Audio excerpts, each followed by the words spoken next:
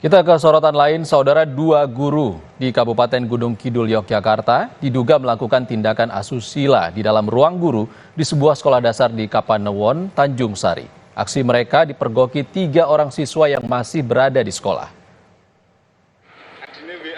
Dua orang guru dari salah satu sekolah dasar di Gunung Kidul, Yogyakarta diduga melakukan tindakan asusila di sebuah ruangan di sekolah.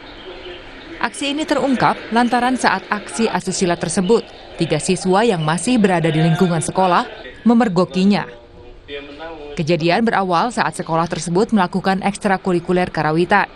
Saat itu, guru pembimbing mengumumkan bahwa kegiatan selesai lebih cepat sehingga seluruh siswa dipulangkan lebih awal.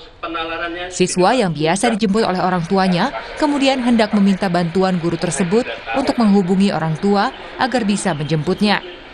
Namun saat mencari guru, siswa tersebut mendapati 2 guru tersebut berbuat asusila.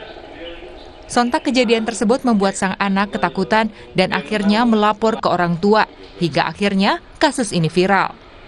Pihak sekolah yang mengetahui kejadian ini lantas memanggil guru bersangkutan untuk kemudian melakukan klarifikasi dan melaporkannya ke Dinas Pendidikan. Penalarannya segini Pak, nah, ada kasus apa yang seperti dikatakan anaknya bahwa ada bapak ibu guru yang berbuat tidak semestinya di ruangan kantor guru. Anak itu sudah mau masuk kantor juga sudah mengucapkan salam, tidak ada jawaban, dan karena tidak ada jawaban ketika anak tadi melongok melihat ke dalam ruang kantor. Dan kata anak tadi melihat apa yang dilihat, saya tidak bisa menjelaskan karena saya tidak mengetahui langsung. Kata dari Pak Komite dan ketiga wali itu katanya ada melihat anak-anak melihat yang tidak semestinya dilakukan oleh oknum guru. Dari hasil penyelidikan, keduanya mengakui adanya tindakan asusila dan kedua guru ini dinonaktifkan dari kegiatan pendidikan sampai batas waktu yang belum ditentukan.